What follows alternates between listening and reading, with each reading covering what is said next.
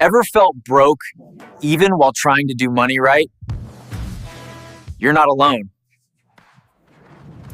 Between sky-high APRs, BNPL late fees, and guaranteed tips from strangers, it's easy to get burned. In this episode, we show why carrying a balance doesn't help your score, how homeownership costs surprise first-timers, and how to spot influencer red flags before they cost you. Stay to the end for the 4-step plan.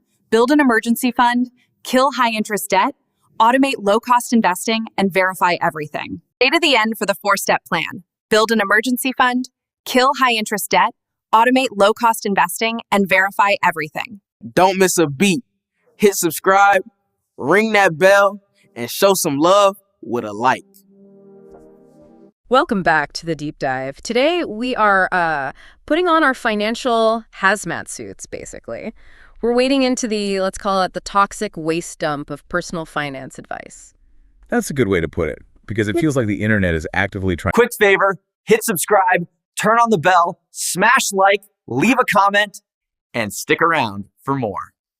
To make us all broke sometimes. It really does. And it's not just a feeling, right? The numbers actually back this up. We're diving into some of the worst, most dangerous money myths out there, the ones really circulating now in 2024, heading into 2025. Yeah, and the level of financial regret people have, specifically tied to online advice.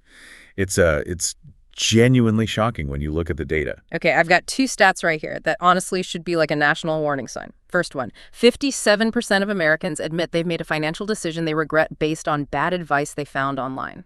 57%, that's huge. More than half the country saying, oops, shouldn't have done that. Exactly. But then it gets even worse when you look at younger people, like Gen Z. Get this. 37% of Gen Z reported getting into actual legal trouble. Legal trouble? Like what? We're talking IRS audits, dealing with collections agencies, all because they followed some, hack they saw on social media. Wow.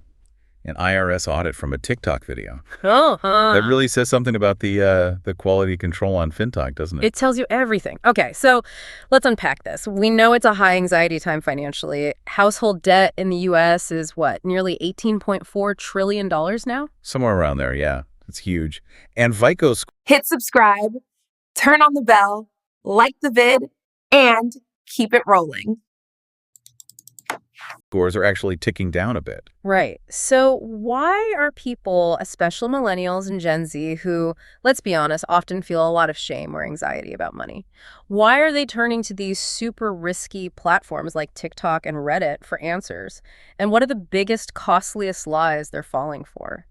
Well, I think a big driver is that search for, the quick fix, instant gratification. People want to feel financially savvy without necessarily doing all the homework. Makes sense. So they're vulnerable to these easy answers, especially when it comes to debt. Definitely. Which brings us right to the first big one.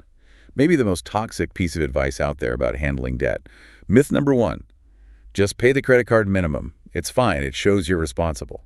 I hear that one all the time. And it is just a terrible trap. It's built entirely on, well, the mathematical nightmare that is compound interest.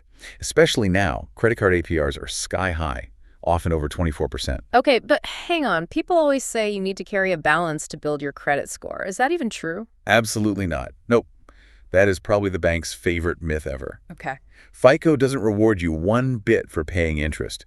It rewards you for using only a small bit of your available credit, your utilization, ideally under 10%, and crucially, paying your bills on time. Okay, so give us a real-world example. Let's make the damage clear. All right, let's take, say, a $3,000 balance, Yeah. pretty common. And let's put it at that 24% APR. If you only pay the minimum payment each month. Which is usually tiny, right? Exactly. You could easily spend almost a decade paying that off. And the total interest. You'd end up paying like over $5,000 just in interest on that original $3,000. Wow. That's just money disappearing. Literally vanishing. So the priority always, always, always is pay the statement balance, the full balance, every single month. Yep. Especially now we're seeing credit card delinquency rates ticking up again. Got it. Kill the high interest debt first. Makes sense. So that leads us to myth number 2. This one feels really sticky, especially with millennials and Gen Z. You hear they want to avoid the whole credit stigma. Right. The myth is BNPL buy now, pay later, it's 0% interest. So just use as much as you want. Max it out. Precisely.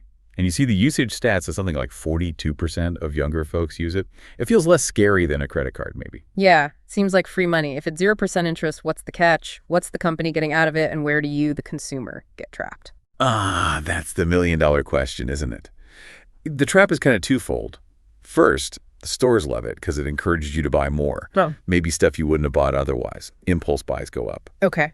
Second, you get hit with really high late fees if you miss even one payment. Those fees, when you annualize them, they can be like paying a triple-digit APR. Ouch.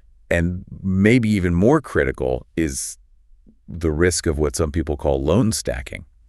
Because BNPL is so easy right there at checkout. Okay, click done. Yeah, it's effortless to suddenly have 3, 4, 5 these little microloans going at the same time from different shopping apps. Okay. You lose track. And suddenly your nice, neat budget is totally blown up because you've got all these different payment dates scattered everywhere. Exactly. Your budget just collapses. And look, the regulators see the risk too. The CFPB, the Consumer Financial Protection Bureau, they're now applying credit card-style protections to BNPL. That says a lot. It does. It confirms these aren't just simple payment plans. They carry significant risks of getting overextended and slammed with fees. Subscribe, ring the bell, and drop your favorite recipe below. It's jet. Treat it like risky debt, not like a free pass to spend. Okay, let's switch gears a bit. Let's talk lifestyle myths. These often feel like, the generations are battling it out. Myth number 3, renting is just throwing money away. You have to buy a home as soon as possible. The classic boomer advice, some might call it. Look, it's fundamentally outdated advice for many people today. Right. It worked great when mortgage rates were like 5% or lower and homes were much more affordable. But it just clashes so hard with today's reality. Yeah. 7% mortgage rates, home prices through the roof. So if my parents or whoever tell me this, how do I push back respectfully? How do I explain that their reality back then isn't my reality now? You have to talk about the true costs of owning a home. Everyone gets the PITI part, principal, interest, taxes, insurance. Those are predictable, mostly. Yeah. The trap is the unpredictable stuff. The big expenses, the new roof that suddenly needs replacing, the HVAC system dying in July, the plumbing disaster, Yeah, the stuff that always happens at the worst time. Always. And studies suggest you should be setting aside at least 1% of your home's value every single year just for maintenance and repairs. Most first-time buyers completely ignore that calculation. Plus, buying usually means wiping out your savings for the down payment, right? Exactly, which kills your liquidity. And liquidity, for everyone listening, just means cash you can actually get your hands on quickly. Money that isn't locked up in home equity. Okay. So if you're someone who might need to move for a job or you're still tackling high-interest debt like student loans, renting keeps that cash available. It preserves flexibility. And that cash could be used to pay down debt faster or maybe even invested elsewhere? Potentially, yeah. For many people, especially in the short to midterm, staying liquid and using that cash strategically might lead to a better financial outcome than being house poor right away. That's a really important distinction. Okay, myth number 4. This one also feels like it comes with a huge conflict of interest attached. Whole life insurance is a great investment. Term life is just a waste of money. This is pushed hard by insurance agents, often because the commissions on whole life policies are massive for them. So what's the problem with whole life as an investment? Well, it's incredibly complex for starters. It's loaded with upfront fees, hidden fees, and the actual rate of return you get on the cash value part. It's typically abysmal, really low. How low are we talking? Can you give us a comparison to make it stick, like compared to just investing normally? Sure. So a basic low-cost stock market index fund might aim for an average return of, say, 8 to 10% per year over the long haul. The cash value growth inside a whole life policy, after you factor out all those fees, you're often looking at maybe 1% to 2% net return, sometimes less. Wow. Okay, that's a huge difference. So the old advice, buy term and invest the difference, that's still the way to go for most families. For the vast majority of people, yes, it's still the gold standard. Term life insurance is simple, cheap protection for the years you actually need coverage, like when you have young kids or a mortgage. You cover the risk. Exactly. And you take all the money you saved by not buying that expensive, complicated whole life policy, and you invest that difference yourself in simple, transparent, low-cost index funds. Whole life really only makes sense for very wealthy people for specific, complex estate planning or tax reasons. Okay. Speaking of people maybe selling things that aren't in your best interest, let's move into the real Wild West. Social media and investing advice. Myth 5. Just follow the viral influencers. They've got the secret hacks, the guaranteed quick wins. Oh boy. Yeah, this is ground zero for financial misinformation. No. Some estimates say around 70% of the financial advice you find on platforms like TikTok or Instagram is just plain inaccurate or it's seriously misleading. 70%. Yeah. And the biggest danger sign is anytime someone promises a guaranteed win, the hot crypto tip, the meme stock that's going to the moon, that pre-IPO deal they're pushing. Huge red flags. Massive red flags. The SEC warns about this stuff constantly. It's often designed to trigger your FOMO, fear of missing out. And it makes people just throw basic investing rules out the window, right? Like diversification or doing your own research. Completely. And we see the real world damage. Remember that stat about Gen Z facing legal issues, IRS audits? Often it's tied to following some viral tax hack or sketchy investment advice. Yeah. When some anonymous person online tells you to go all in on one thing, they're basically asking you to gamble your entire future on something they might be manipulating. It's terrifying. Okay, last quick myth. This one is so persistent, and honestly, it's maybe the most frustrating because it literally stops people from earning more money. Myth 6, don't take that raise, don't work overtime, it'll push you into a higher tax bracket and you'll end up with less money. Ugh.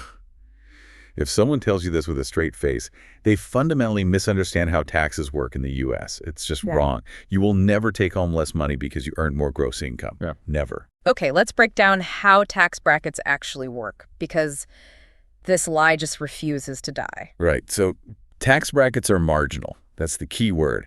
I mean, only the money you earn above a certain threshold gets taxed at that higher rate. Only the extra dollars. Only the dollars in that specific bracket. All the money you earn below that threshold, it's still taxed at the lower rates that apply to it. Your overall tax rate goes up slightly, but your net income, the money in your pocket after taxes, will always increase when your gross income increases. So please, if you get offered a raise, take the raise. Accept it enthusiastically. Don't let this silly myth cost you money. Okay. Wow. We've covered some really dangerous ground here. We've debunked these big myths. But look, the point isn't to shame anyone who's maybe fallen for some of this stuff, right? Absolutely not. We've all made money mistakes. Right. The goal is to critique the bad ideas and offer a clear, positive path forward. No shame. So what's the antidote? How do we protect ourselves from all this terrible advice floating around? We need a plan, like a standard operating procedure for our finances, a financial SOP. And we need to approach it like a coach, empowering you, the listener, not like a referee blowing the whistle on past fumbles. I like that, a financial SOP. What's step 1 on this anti-bad advice checklist? Step 1, fund your safety net. Before anything else, you have to build that emergency fund. You need 3 to 6 months worth of essential living expenses sitting in a safe, accessible savings account. That's your cushion against life surprises. Exactly. Something like 60% of millennials say they worry about not having this. And without it, when that unexpected car repair or medical bill hits, you're forced onto high-interest credit cards or maybe even selling investments at the worst possible time. Build the cushion first. Okay, solid foundation. Step 2 must tackle that debt we were just talking about. You got it. Step 2, kill high-interest debt. Systematically attack and eliminate credit card balances, those high-rate personal loans, and definitely those sneaky BNPL balances. Paying off debt with a 24% interest rate, that's like getting a guaranteed 24% return on your money. It's usually the best investment you can make. Right, highest guaranteed return. Okay, safety net funded, high interest debt gone. Where is the focus shift for building wealth long term? Step 3, automate low-cost investing. Make it automatic so you don't have to think about it. Start with your company's 401k, especially if they offer a match. Contribute enough to get the full match that's free money. Don't leave free money on the table. Never. Then, consistently contribute to low-cost index funds, maybe in an IRA or a brokerage account. We keep saying low cost because fees eat away at your returns over time, and it really adds up. Index funds are simple, they're diversified, and historically, they crush expensive, actively managed funds over the long run. And time is your biggest ally there. Time is the biggest wealth creator there is. Let compounding work for you, not against you. Okay, great. Safety net, kill debt, automate investing. What's the final step? This is the one for when you're facing that constant stream of advice online, right? The final check. Exactly. Step 4, verify everything. Before you act on any piece of financial advice you see online, you have to ask yourself 3 critical questions about the advice and the person giving it. Okay, question 1. Question 1, what's the context or condition? Does this advice actually apply to someone my age, with my income, my debt situation, my goals?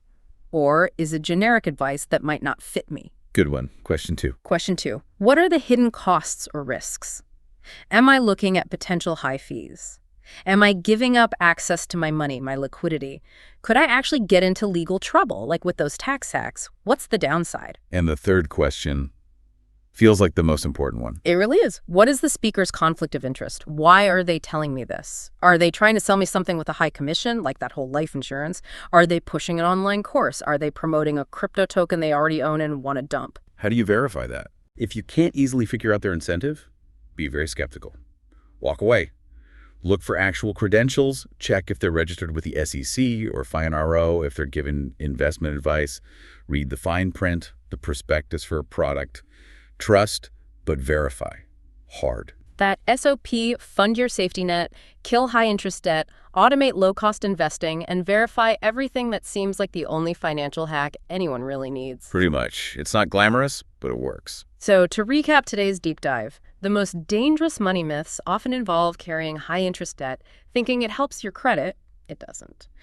Underestimating the real costs of buying a home, especially maintenance, and blindly trusting quick-fix tips online that promise easy wins without revealing the risks or the promoter's conflict of interest. And thinking about all this, especially the generational differences in life stages we touched on, it raises a final thought, maybe a challenge for everyone listening. Lay it on us. Whether you're, say, Gen X looking at your 401k balance nervously, or a millennial buried under student loans, or maybe a baby boomer worried about retirement funds lasting. The root cause of falling for bad advice is almost always a lack of personal context. Not fully understanding how a piece of advice applies or doesn't apply to your unique situation. So the question is, what specific piece of context might you be missing right now in your financial picture? What assumption are you making, or what detail are you overlooking that could be leading you toward a bad decision? Definitely something to chew on. Well, if you found this deep dive helpful, please do hit that subscribe button so you don't miss our next breakdown. Yeah, we'd love to have you back. And we genuinely want to hear from you. Tell us in the comments below, what is the absolute worst, most toxic, or maybe just the most ridiculous piece of financial advice you have ever personally received? Share the story. Oh, I bet there's some wild ones out there. Can't wait to read them. Me too. Okay, thanks for tuning in. Until next time.